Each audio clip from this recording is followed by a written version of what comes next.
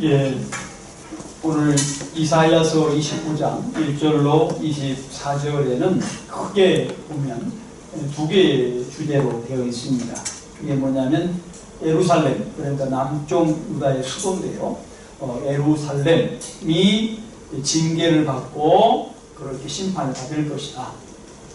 그리고 두 번째는 그럼에도 불구하고 회개하고 돌아오면 하나님께서 그들을 회복시키고 구원시킬 것이라고 하는 커다란 주제로 되어 있습니다. 그 두 개의 주제를 말하면서 두 번 반복하고 있기 때문에 그 반복하는 것 때문에 이것이 왜 같은 말을 두 번 썼을까 이렇게 생각될 수 있습니다. 그러나 반복이라고 하는 것은 강조하기 위한 다른 기법이잖아요. 여러분들도 어떤 말을 할 때에 이것이 중요하다 싶으면 어떻게 해요? 반복하죠. 마찬가지로 성경도 그렇다는 것입니다. 그래서 오늘은 같은 말을 반복하는 것을 볼 수 있는데 그럼에도 불구하고 같은 말을 쓰는 것이 아니라 약간 다른 말로 점점 점층적으로 구체적으로 쓰고 있는 것을 우리가 볼 수 있습니다. 오늘 여러분들이 이 말씀을 듣고 이 말씀이 여러분들의 삶에 그대로 적용이 되어지고 거울이 되어져서 나는 어떻게 살 것인가에 대한 그런 결단을 내리고 또 잘못된 것을 회개한다면 오늘 여러분이 앉아있는 충분한 이유가 될 것으로 믿습니다. 먼저 1절로 8절 내용을 보면 예루살렘에 대해서 여호와 하나님께서 일시적인 징계를 내리고 구원을 할 것이라는 선언이 들어있습니다. 여러분, 이스라엘이 징계받는 것은 매우 이례적이고 또 매우 중요한 사건입니다. 오늘날 말씀드리면 이런 거죠. 하나님을 믿는 자, 예수를 믿는 자, 성도, 특별히 목사, 장로, 권사 같은 중직자들이 징계를 받는다는 것은 어떤 거죠? 매우 이례적인 것이고 매우 중요한 것입니다. 자, 이런 얘기죠.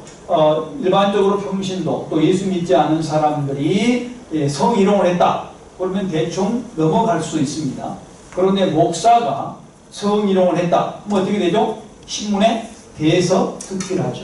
특별히 목사도 그냥 저같이 이렇게 조그만 교회 목사들은 별로 드러나지 않습니다. 그러나 큰 교회 목사들, 이렇게 사회에서 이름 있는 목사들이 만약에 성추행을 하게 되면 어떻게 되죠? 엄청난 언론 플레이가 시작됩니다. 그 말입니다, 지금.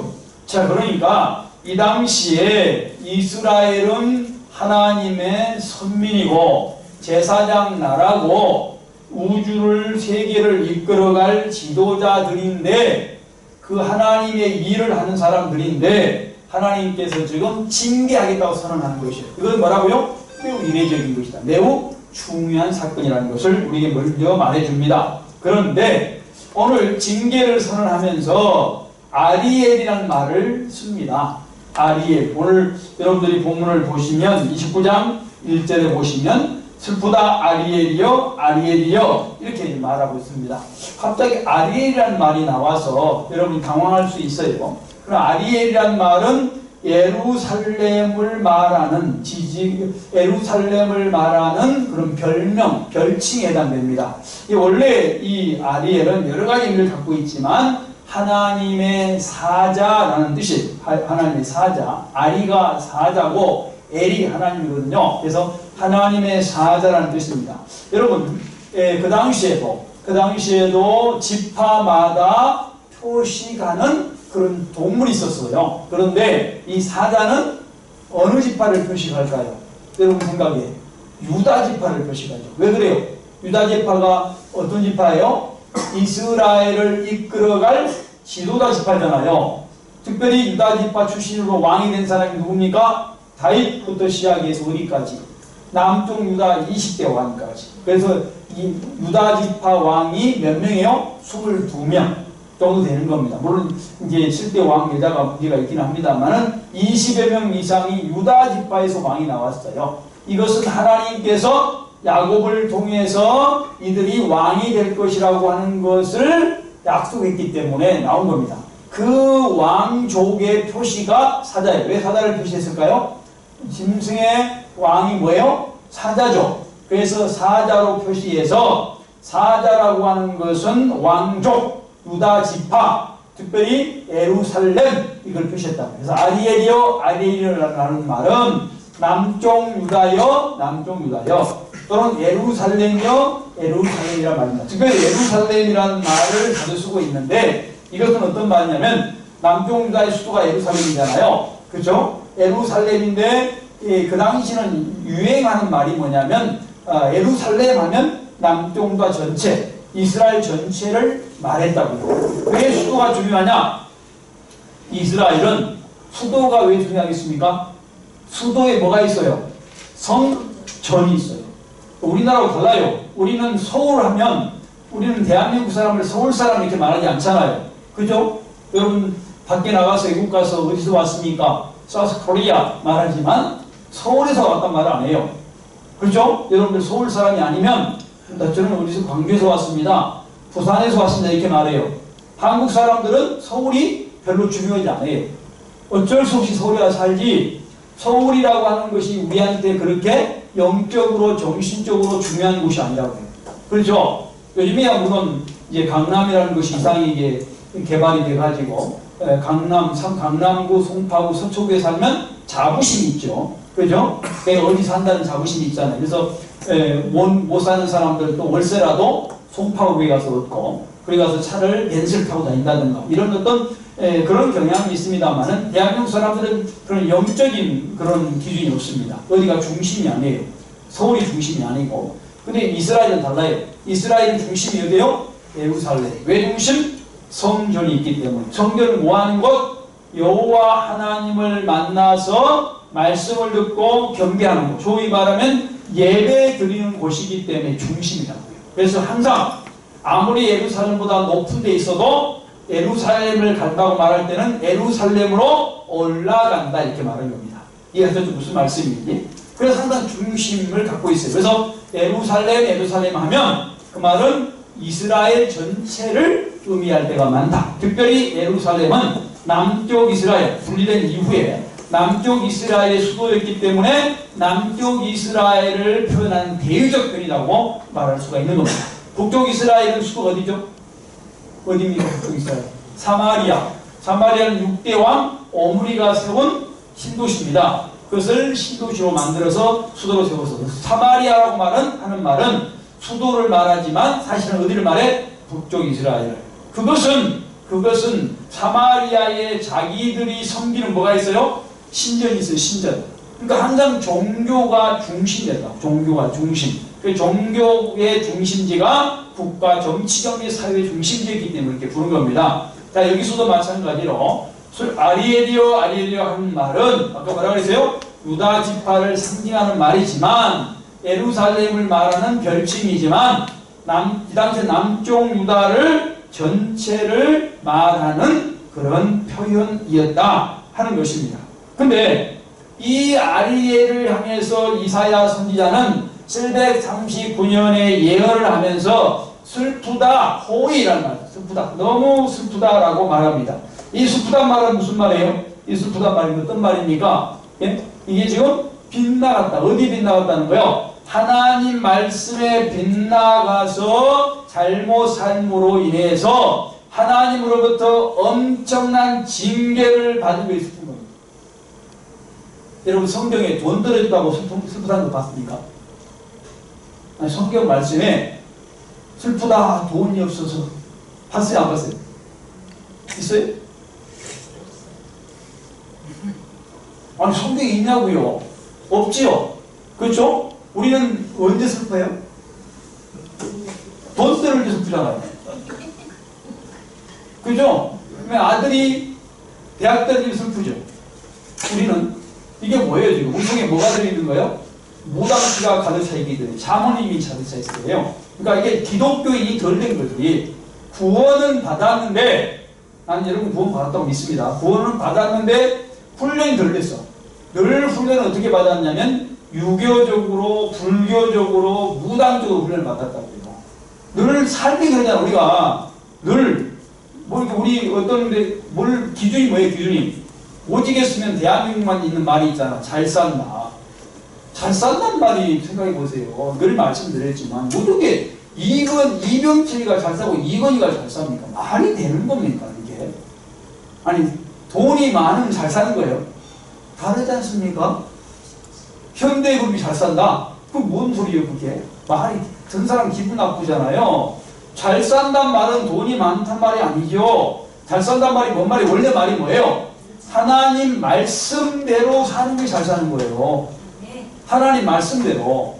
그러니까 주일에 예배 드리고, 기도하고, 찬양하고, 말씀 듣고, 그죠?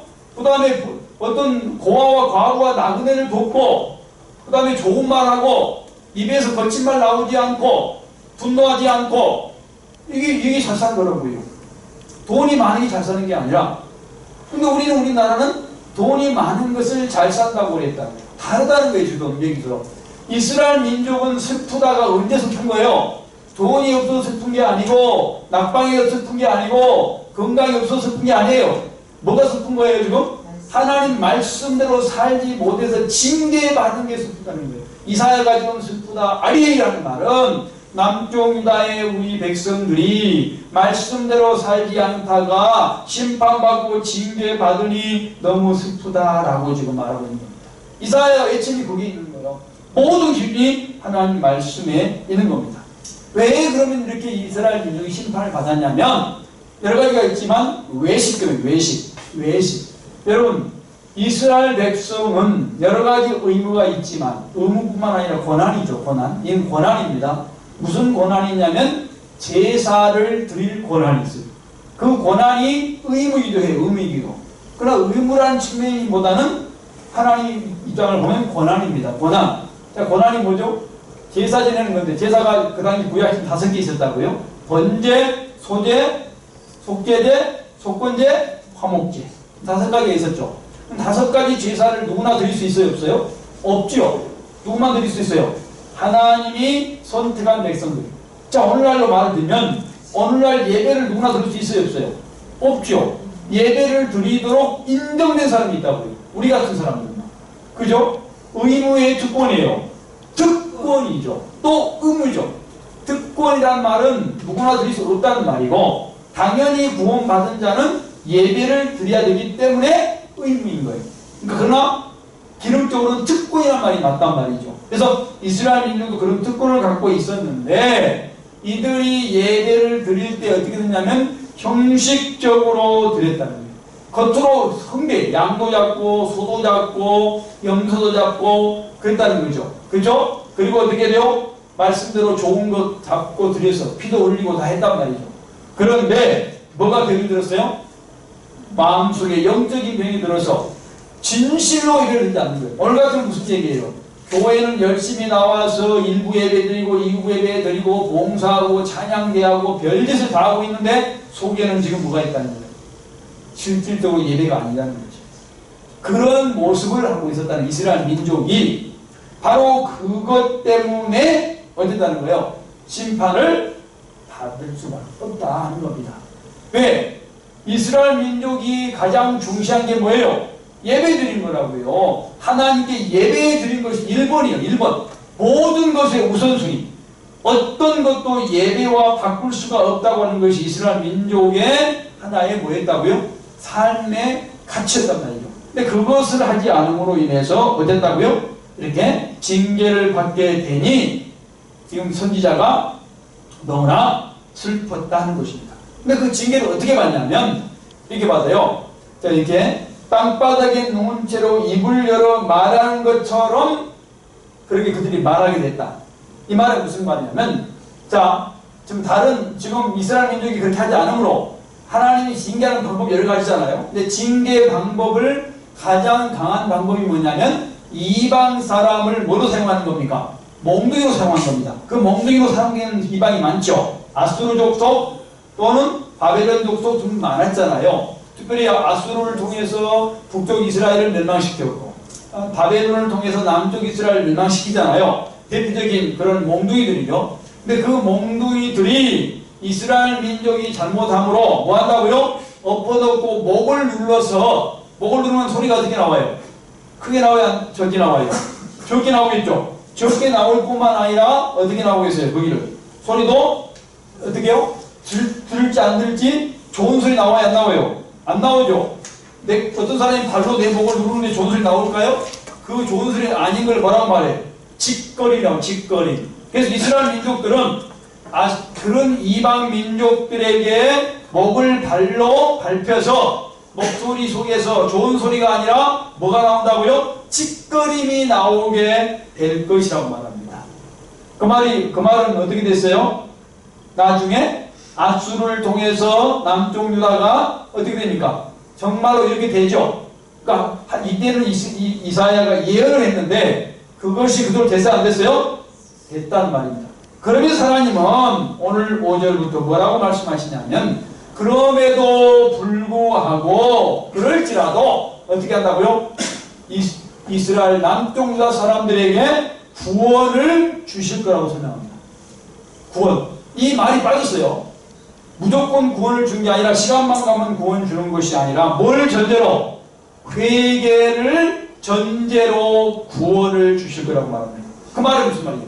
이스라엘 민족이 지금 심판을 당해서 이방 민족의 발에 목이 밟혀서 지금 고통을 당하고 있고, 그런데 거기에서 해방될 수 있는 방법은 뭐밖에 없다? 회개밖에 없다. 내가 잘못했던 거, 하나님께 경배할 때 가짜로 경배했던 거, 양을 잡고 소를 잡았지만 거짓말로 경배했던 거, 오늘 같으면 예배를 드린다고 앉아 있었지만 실제로는 가짜로 예배를 드렸던 것을 회개하면 하나님 어떻게 한다고요? 회복시켜주겠다는 거예요. 회개가 뭐예요? 회개는 뭡니까? 인격적 회개죠. 지정의를 통한 회개입니다. 그러니까 머리부터 시작해서 가슴, 다리까지 회개해서 완전히 바뀌는 거죠. 소위 말하면 뭡니까? 외식적인 예배에서 이제는 참 예배로 돌아왔을 때에 그때가 뭐다? 회복할 때이라는 것입니다. 여러분들이 만약에 예를 들면 사람 뭐가 안 된다는 것은 여러 가지 이유가 있어요. 몸이 아프고 뭐 낙방하고 뭐이 안 풀리는 여러 가지 이유가 있다고. 한 가지 이유가 있는 게 아니에요. 예를 들면 그 사람을 위해서 일부러 훈련시키기 위해서 고통을 주는 경우도 있고, 아직은 때가 되지 않았을 경우도 있고, 그죠? 근데 한 가지는 뭐죠? 범죄해서 안 풀 때가 있어요. 범죄. 내가 하나님 말씀대로 살지 않기 때문에 어떤 것이 안 풀릴 때가 있다. 그러니까 여러 가지 유형 중에 하나예요, 이게. 그죠? 여기는 뭘 말하는 거예요? 범죄해서 풀리지 않을 때를 전제하는 겁니다. 이해하셨어요? 어떤 사람은 이렇게 이 말하면 엉뚱한 소리 하더라고요.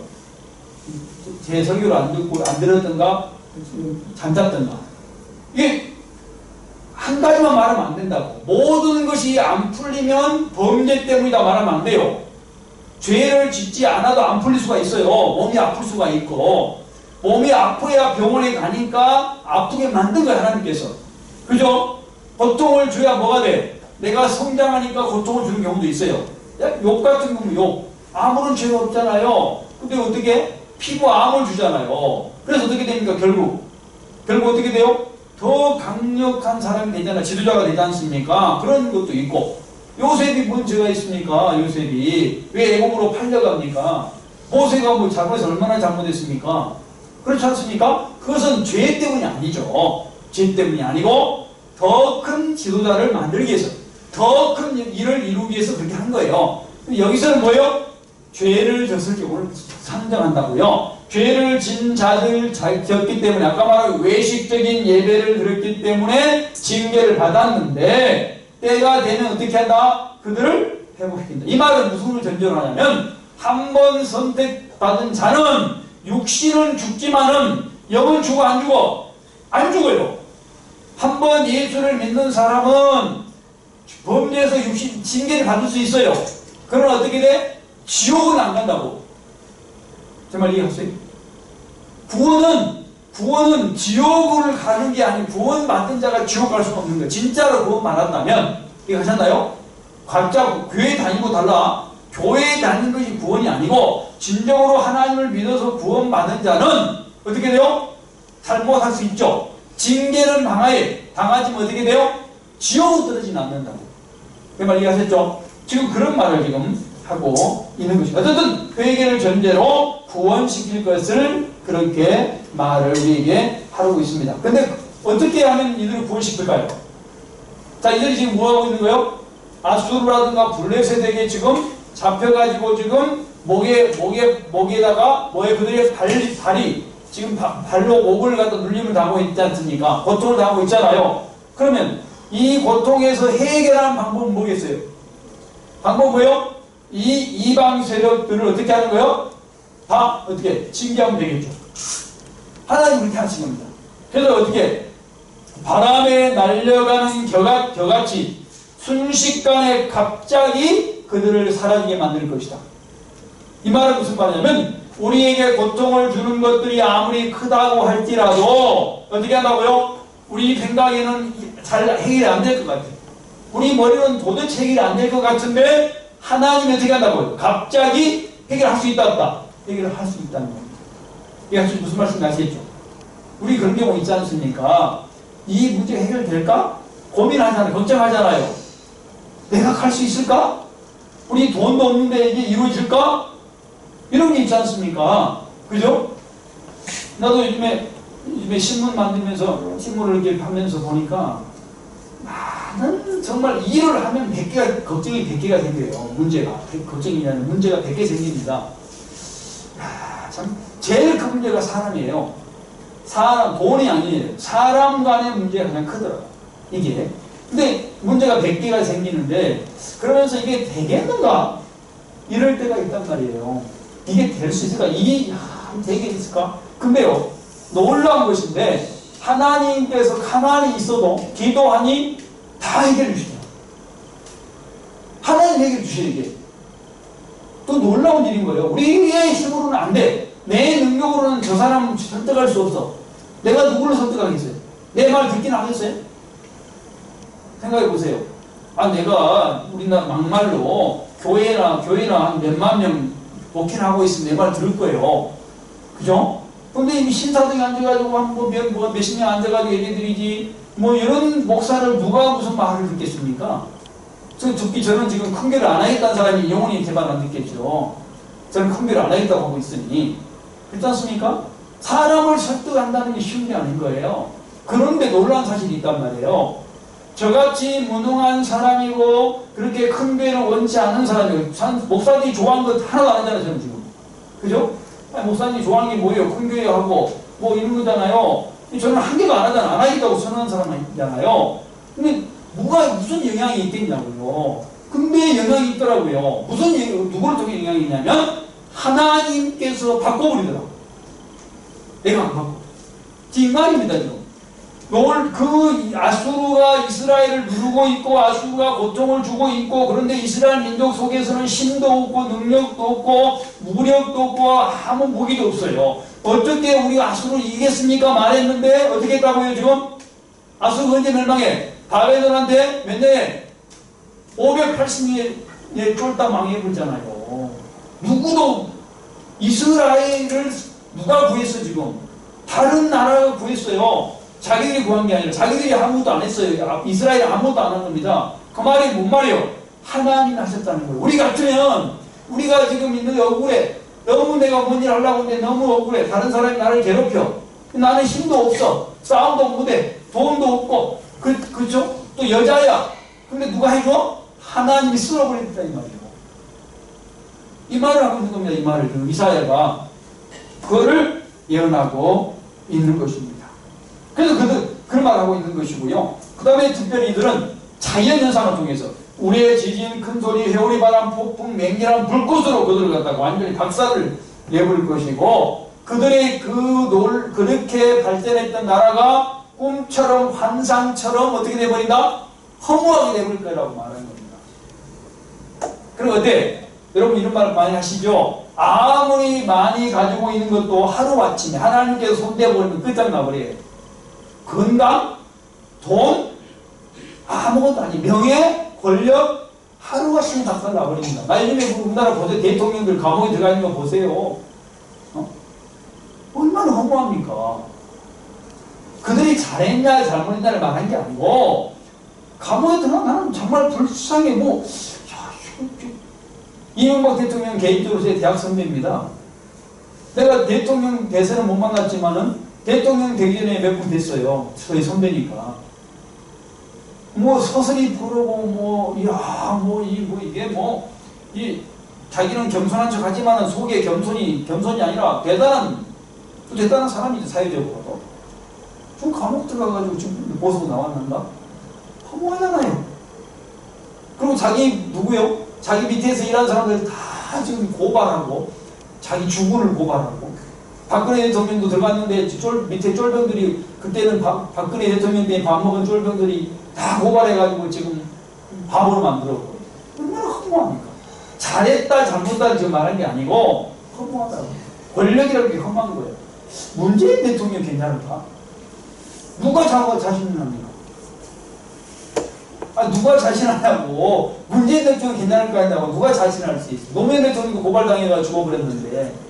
이게 인생이, 이게 얼마나 허무한 거예요. 그러니까 안 될 것 같은 게 어쩌다는 겁니까? 된다는 겁니다. 안 될 것 같다는 겁니다. 우리가 생각할 때는 안 될 것 같지만 그것이 하나님에 의하면 모든 것이 다 이루어진다. 이스라엘이여, 그러니 너희들은 걱정하지 마라. 반드시 내가 회개하고 돌아오면 구원을 시킬 것이다 라는 것을 말하고 있는 겁니다. 그 다음에 9절로 16절에 이어지면서 유다가 이렇게 심판을 당해할 이유 세 가지를 말합니다. 첫 번째 간단히 말하면 영적인 무지입니다. 영적인 무지. 이것이 가장 큰 문제다. 여러분들 영적인 무지는 뭐 때문에 생기는 거예요? 여기 술에 취한 자들처럼 포도주나 독주로 말미암지 않고 하나님께서 깊게 잠들게 했을 때를 영적인 무지라고 그러죠. 그 말이 뭔 말이에요? 소위 말하면 뭔가요? 하나님 말씀, 여기 보니까 책 이야기 하잖아요. 봉안책을 주고 글씨를 모르는 사람에게 주면 나는 읽지 못한다고 말하고, 글씨를 안 사람에게 주면 뭐라고 했다 했어요? 나는 모르겠다? 글씨를 안 읽겠다고. 여러분 성경책을 줬을 때 여러분들은 읽으면 어떻게 되죠? 거기에 영향을 받고 그렇잖아요. 근데 거기에 영적인 무지한 사람들은 성경책이 무슨 의미가 있겠어요? 그죠? 영적인 무지가 있었기 때문에 징계받는다는 겁니다.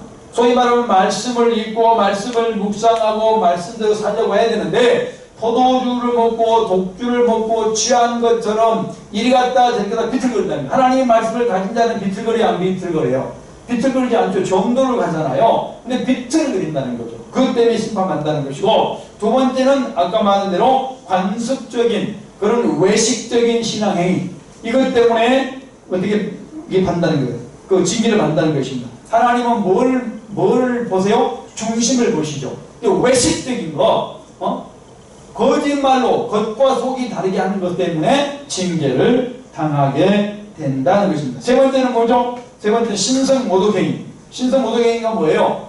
하나님이 마치 모른다고 생각하고 행동하는 거예요. 예를 들면 어두운 밤에 나쁜 짓을 합니다. 교회에서 싸운 사람 있어요? 없어요? 교회에서 싸운 사람은 그거는 사람도 아니고, 그건 사람도 아니에요.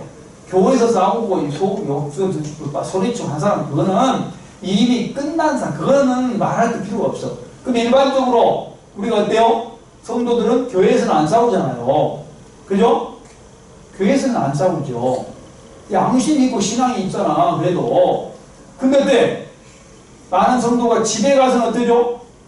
집에 가서는 막 폭력을 행사하고 한다. 또는 직장 가서 그런다. 그러면 어떻게 되는 거예요, 지금? 그 사람 마음속에 뭐가 있는 거예요? 하나님이 나를 지금 보지 않는다라는 전제가 있다는 거죠. 하나님 보시도 않고 싶어요. 직장 가서 막 도둑질하고, 예? 다른 데 가서 뭐 교회에서는 뭐 집사님처럼 장모님처럼 하다가 밖에 나가면 막 무슨 사기꾼처럼 한다. 그 말이 무슨 말이에요? 하나님이 존재하지 않는다는 것을 인정하는 거죠. 이게 뭐예요? 신성모독이라고. 이해가 잘 안 갈지 모르겠는데 보세요. 예를 어떤 남녀가 지금 결혼을 합니다. 교제를. 둘이 만날 때는 뭐해? 예쁘다 뭐 어쩌다 하다가 돌아서서 다른 데만 가면 뭐 하는 거예요 지금? 그 여자 남자가 흉을 봐. 욕하고. 그죠? 그러면 흉을 당한 여자 입장에서는 만약에 그것을 안다면 기분 좋아 나빠요? 내 앞에서는 뭐 예쁘다 어쩌다 하다가 돌아서 다른 데 가서는 저쪽은 무슨 내가 지금 돈 뺏으려고 그런 거지 쟤하고 좋아서 그런 거 아니야. 이런 말을 한다면 그 말을 들은 남자는 또는 여자는 기분 좋을까요? 나쁠까요? 왜 기분 나빠요? 무시당했으니까. 나를 우습게 보이는 거잖아 지금. 이런 얘기예요. 자, 하나님을 우리를 사랑해서 우리 구속시켰어요. 그리고 지금 하나님은 우리의 머리끝부터 발끝까지를 다 보고 계세요. 우리의 목소리, 우리의 쳐다보는 거, 우리가 듣고 있는 거, 느끼는 거, 행동하는 걸 빠짐없이 하나님은 다 알고 계신 거예요. 근데 어떻게 내가 가서 모르는 것처럼 밤에 몰래 도둑질하고 몰래 거짓말하고 예배 드린다고 여기다가 양은 잡아놓고 뭐 한다는 거예요? 양은 잡아놓고 이게 마음속에 아까운 척하고 그리고 거짓말로 예배 드리고 형식적으로 예배 드리고 예배를 안 드리면 목사가 예배 안 드리면은 교인들이 나를 우습게 볼 것 같으니까 거짓말 예배 드린 척하고 성경도 안 읽으면서 성경 읽은 척 펴놓고 졸고 있고 그 다음에 또 기도도 안 하면서 기도한 척 눈 감고 앉아가지고 헛생각하고 있고 이것을 하는 것은 하나님을 무시하는 이런 뜻입니다. 그 신선 모독이 누가 했다고요? 이스라엘 민족이 했다는 거예요. 그래서 어떻게 했다? 징계를 받았다는 걸 알려주는 겁니다. 이 말은 이걸 고쳐라는 뜻이라고요. 17절 24절에는 다시 뭐라고? 신앙을 회복이 될 거다. 또 반복했다고 했잖아요. 회복은 뭘 통해서 회복되죠? 회개를 통해서 회복된다 라고 말합니다. 근데 회복이 되면 어떻게 되냐면 모든 것이 기쁨으로 가득 차게 될 것이다. 기쁘단 말이 뭔 말이냐면 떼굴떼굴 부르다. 떼굴떼굴. 여러분 기쁠 때 막 떼굴도 부르잖아요. 그렇게 기쁨이 회복될 거다. 언제보다? 징계 당하기 전보다 훨씬 기쁨이 크다는 거예요. 자, 그러니까 범죄를 하는 것은 좋지 않지만 범죄하고 회개하고 회복되면 그 전보다 기쁨이 훨씬 커진다는 거예요. 그러니까 죄 져요? 그런 말은 아니에요. 그러니까 죄를 져라. 로마서에 나오잖아요. 그러니까 죄를 져서는 안 되는데 죄를 져서 내가 어려움을 당한다, 심판을 하는 것은 심판 자체가 어떻다는 거예요? 우리를 갖다 망가뜨리지 않는다는 거예요. 하나님의 심판은 뭐예요? 훈육이에요, 훈육. 더 기쁨을 크게 해주기 위한 사랑이다. 내가 잘못해서 징계를 받는다고 할지라도 어떻게 한다고요? 회개하고 돌아오면 회복시키는데 그 회복이 원래대로가 아니고 그 전보다 훨씬 몇 백 배 큰 복으로 하나님께 회복시킵니다. 이해하셨나요? 그게 하나님의 방법이라는 거죠. 그렇게 하신다는 겁니다. 그죠? 그래서 그렇게 되면 너희들이 그렇게 앞으로는 놀라운 그런 역사를 이루게 될 것이다 하는 것입니다. 그죠? 그래서 이들이 이제는 계속해서 총명해지고 그 다음에 배우고자 원하는 열정이 생긴다라는 말로 오늘 본문이 마무리됩니다. 더 자세한 것은 밴드에 읽어보면 자세히 나와 있어요. 오늘 여기까지 말씀하십니다. 자, 오늘 본문이 저와 여러분에게 뭐라고 말씀을 하십니까? 자, 첫 번째 중요한 것은 여러분 우리도 예수 믿는 사람도 어떻게 해요? 부지 중에 실수로 말씀을 어기고 범죄할 수 있습니다. 범죄할 수 있어요. 범죄를 하면 어떻게 되냐? 우리는 하나님이 때로는 징계를 하십니다. 그러나 그 징계는 죽여버리고 없애버리는 데 목적이 있는 게 아니에요. 하나님을 믿는 자의 징계는 아까 뭐라고 그랬어요? 훈육을 시켜서 좀 더 큰 사역을 감당하도록 하는 데에 필요한 도구라는 것입니다.